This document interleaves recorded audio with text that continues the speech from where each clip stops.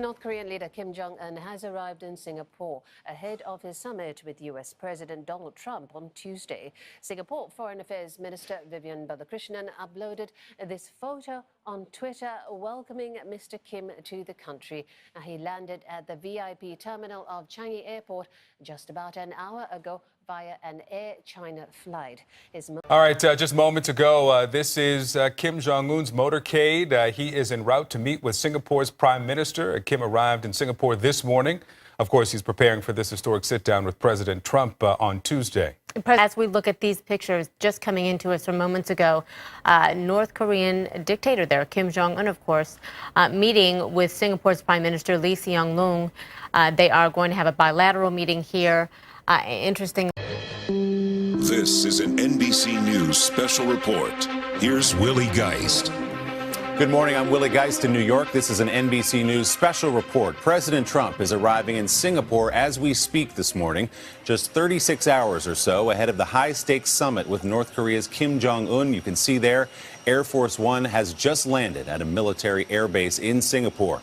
Kim Jong-un landed a few hours ahead of President Trump and already has met with that country's leader. Let's get... Willie, good morning to you. In just a couple of minutes, we will see the stairs pulling up to the door of Air Force One. President Trump will step down.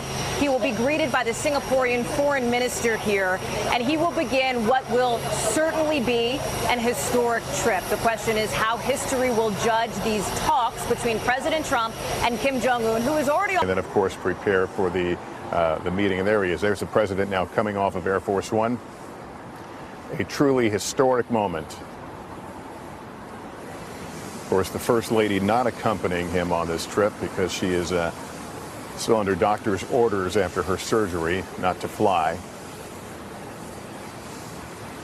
The President said this is a meeting that he has prepared his whole life for. This is a man who has certainly distinguished himself as a negotiator, as a businessman, and plans to rely on those instincts. There he is being greeted by the foreign minister here and other Singapore officials. The president has said he'll know in the first minute of his conversations with Kim Jong-un whether this is going to happen, whether they're going to make a connection or not. That was his gut instinct.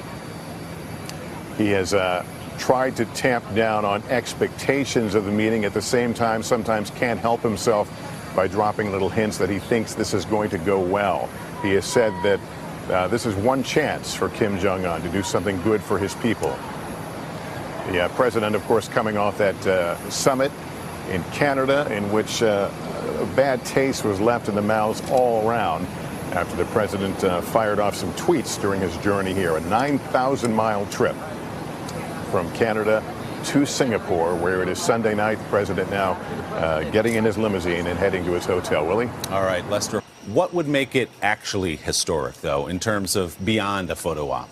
Well, if you put the politics and the pageantry aside, Willie, what would make it history would be a commitment by the North Koreans to actually remove nuclear weapons, missiles, and chemical and biological weapons from their territory. That would potentially allow for normalization between North Korea and South Korea, maybe even a declaration of peace. But what I think is concerning, because North Korea is so unpredictable, so dangerous, that we're going to walk out of the summit here Monday night, East Coast time, and the president is going to say, we have a commitment to peace, a declaration of a peace treaty. And that, without the ironclad commitment from the North Koreans, is just going to be an empty promise, Willie. Jerry Bash, we appreciate your perspective this morning. You can get more throughout the day at NBCNews.com, MSNBC, and as I said, tonight on NBC Nightly News with Lester Holt.